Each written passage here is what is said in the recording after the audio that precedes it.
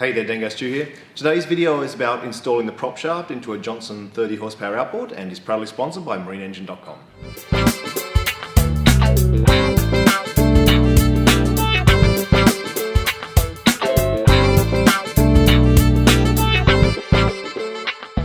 As well as the prop shaft, we'll be putting the dog clutch in, the gear selector mechanism, all that kind of stuff. So by the end of this video, we should have this gearbox pretty much up and running. To do this job, we're going to be using sail and anchor this time to add a bit of a nautical theme. Okay, we got up to step 35, which is coat the forward bearing in oil. So we've got it sitting in some oil here. First step is to install that bearing, but I'll leave that until we get a bit more organised with everything else, otherwise it'll just fall out again. Step after that is to install the washers and bearing for our pinion. And there's a very specific orientation they go in, so I'll show you that. If you have a look here, this part P, this top one, has a chamfered side, and that goes facing upwards this way. Then you've got your bearing in the middle, and the bottom washer has more square edges. It might be a little bit hard to see on camera, but the top edge here is the chamfered edge of this washer. So this is the outside one. Then we have our bearing. Then we have our square edge washer. So this is the order they need to go in. So I'm actually going to give those a bit of a clean to get the old oil off, and then we'll soak them in some fresh oil. So the first things we're going to be putting in is the forward bearing for the prop shaft, the forward gear and the pinion. So I'm actually going to soak all those parts. You can tell the two gears apart by the diameter inside here. The forward gear's got a smaller diameter, the reverse gear's got the larger diameter. So I'm also going to soak that forward gear, just get oil on it, and then we'll start dropping everything in. So start with that forward taper roller bearing. Then we're just dropping that into the race we installed last week. That's the forward bearing sitting down there in the race now. Now we'll put this pinion together in the order we were just talking about. So square washer on the bottom, bearing in the middle, and then our chamfered washer with the chamfered side pointing up. This pinion gear then goes in the gearbox and sits this way.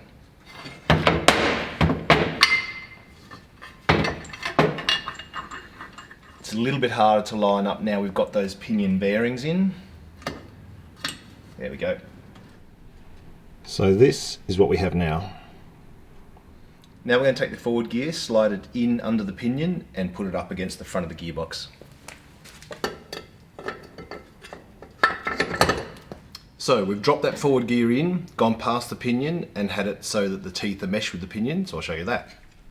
That's what that looks like now.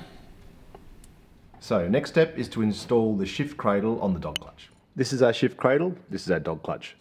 What we need to have is this side, hopefully you can see, might be a bit dark, but there's a groove in this section and it's smooth on this section. The section with the groove goes towards the forward gear, towards the front of the gearbox.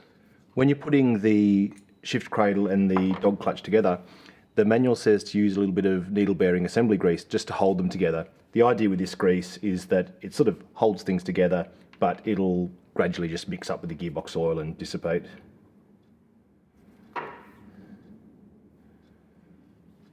People have said to me for this they just use Vaseline, and I must admit it does look very similar. Alright, so I think the idea there is the assembly grease is just going to hold this and stop it falling apart. Next thing we need to do is get this in the gear case and then get the pivot pin through the gear case into here, which is what the cradle pivots on. We need to put an O-ring on here to stop the gearbox oil coming out, and I actually don't think there is one in this Sierra lower unit seal kit. So I'm just going to go look through my O-ring kit and see if I can find one that's about the right size. These are all nitrile O-rings, so they're oil proof, which is what you need.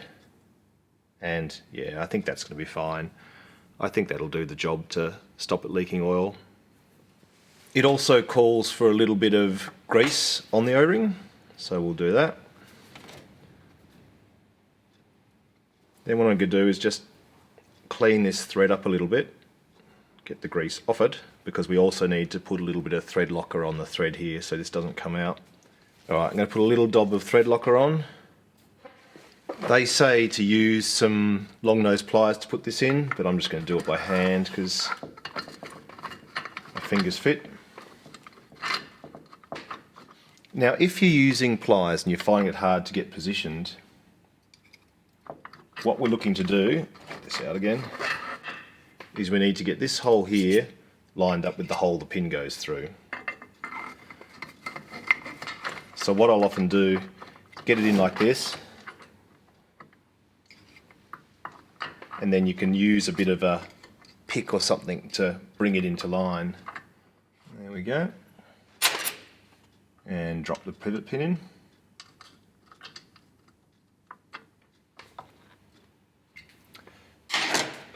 I want to make this tight enough so that it doesn't fall out, but I don't want to crush the O-ring in there, and I can just let the thread locker do the job of stopping it coming back out again. This is where we're at. Got the pinion gear at the top, a bearing in front of that forward gear in, then the dog clutch and the shift cradle in, and the pivot pin holding that in. Alright, now we're up to the prop shaft. So we're going to need another special tool, which I think is a very makeable tool. If I can remember what I did with it. So this is a tool that slides over the prop shaft and helps hold the spring and the ball bearings in place whilst you get it onto the dog clutch and push it in. I probably should have remembered to show you this while the dog clutch was out. Maybe I should do that, don't be lazy. Alright, I'll take it out again so I can show you how this tool works, then we'll put the dog clutch back in.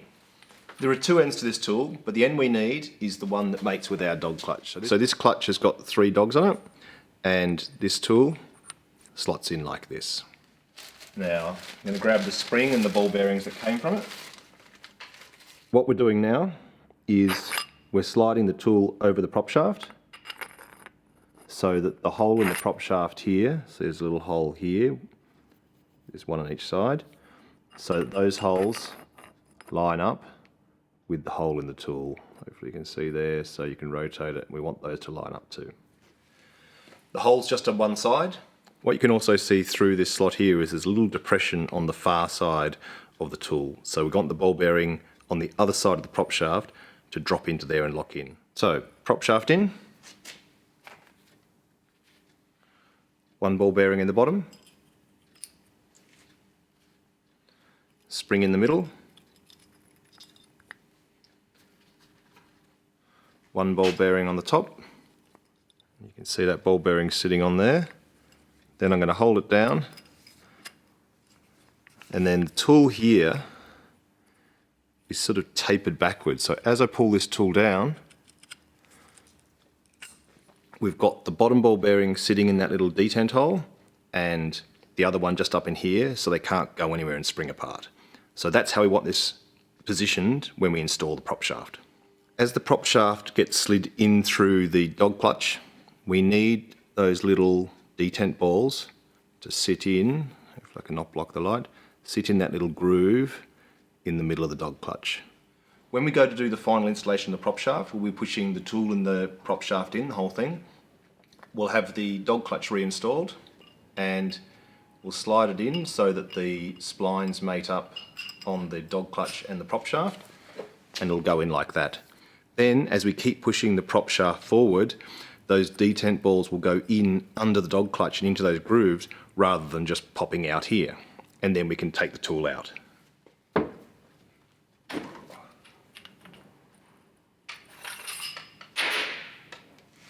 Took a little bit of force, but this is what we now have. As we pushed the prop shaft in, it came out from under the tool and into the clutch here. And inside here, we can see the dog clutch is now locked on by that spring and those detent balls. That's what the tool helps you do. Got to be careful now. If I just pull this dog clutch off, the spring will send those ball bearings flying, so we've got to make sure we don't lose them. So I'm just going to take this off inside the rag to keep them contained. Once again, it takes a bit of force.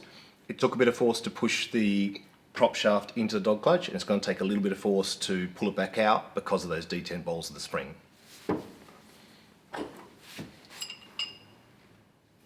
Alright, so the spring's still in there.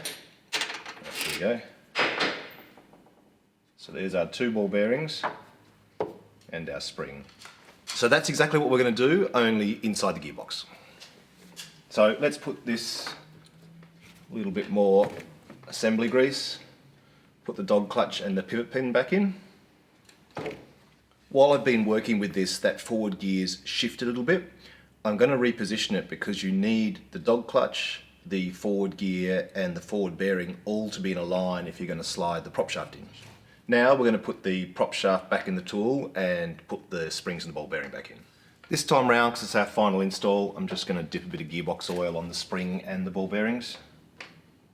The service manual says you should wear safety glasses when you're doing this part because obviously the ball bearings are held in by the spring and they can pop out and go in your eye. Now I've wiped my glasses with my shirt, I can't see anything, so let's kind of skip that bit. The only thing we need to think about as we first slot this in is getting the splines on the prop shaft and the dog clutch to mate in a way that allows the notches on the end of this tool to match the dogs on the clutch. I'll give you a look inside now, the tool's in position, so hopefully you can see what's going on. What you need is the tool, the red coloured tool, to be pressed hard against the dog clutch as you push the prop shaft into the gearbox. If there's a gap between the tool and the dog clutch, that's where the ball bearings can pop out. So you've got to make sure that that red tool stays pressed hard against the dog clutch the whole time you're pushing the prop shaft even further in. All right, what I've got now is the gearbox on the bench hard up against this toolbox so it can't slide forward. What I'm going to do is use one hand to hold the tool against the dog clutch so that a little gap doesn't open up. That gap opening up is what allows the ball bearings to escape. What I'm going to do after that is use a rubber mallet to tap the prop shaft forward until the end of the prop shaft is in the bearing and those little ball bearings have slotted into that groove inside the dog clutch.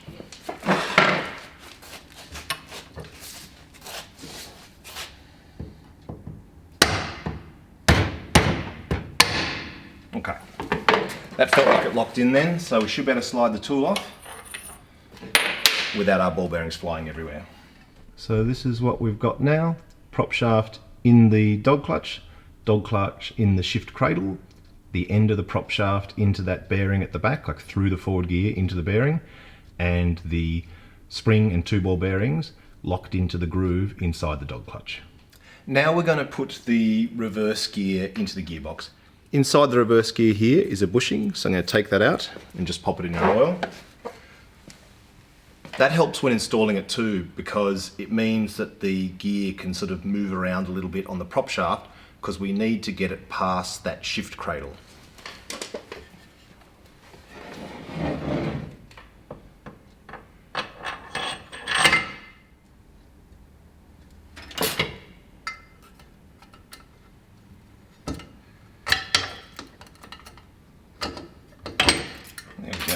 All I did then, a little bit hard to show you, sorry, was get in with this pick where the gear was hung up on the shift cradle a little bit and sort of lever it over it so it dropped in. So I'll show you what it looks like now. There at the bottom of the gearbox near the skeg, you can see that little cradle linkage that I had to get the gear over before I could get it all the way against the pinion. Next thing I do is put the bushing back inside the reverse gear. To do that, just going to take it out of the oil, slide it down the prop shaft.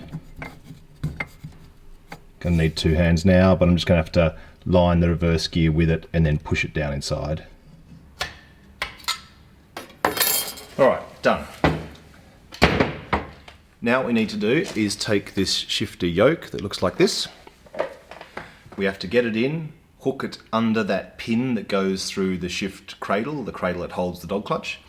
Then, once it's in position, we bring this shift linkage down through the top of the gearbox and thread it into here. What I'm going to do before I do that though is install a new seal and seal housing into the top of the gearbox. Maybe should have done that before I started putting this together, but never mind. This is the seal that stops water getting in and oil getting out through the shift linkage here. This little housing has an O-ring around the outside here to seal it against the gear case itself. Then it has another O-ring that goes on the inside. A little bit hard to squish in, but then we install an O-ring on the inside here.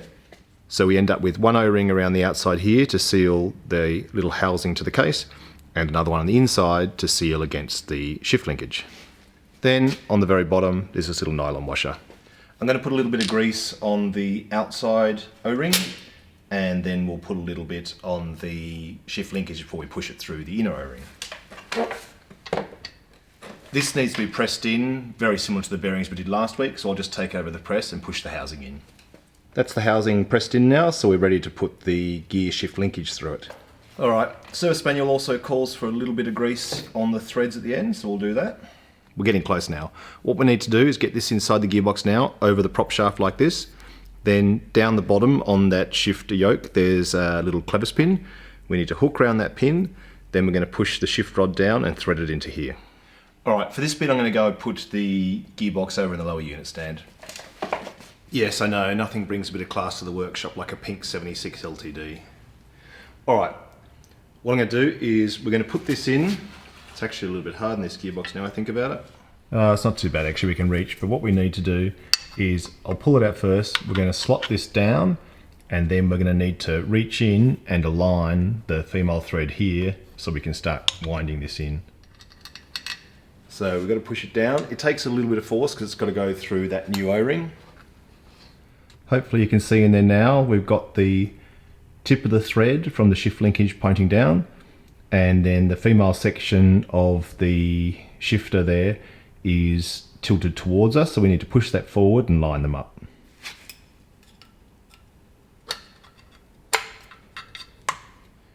Now the thread's into the shifter, I can just start tightening it up.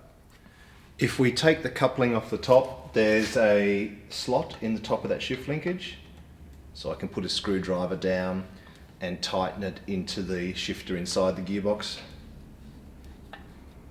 Alright, we'll leave this gearbox here. That's pretty much all the internals back in now. We've got a forward gear, reverse gear, pinion, and all the gear selection mechanism in, and our prop shaft.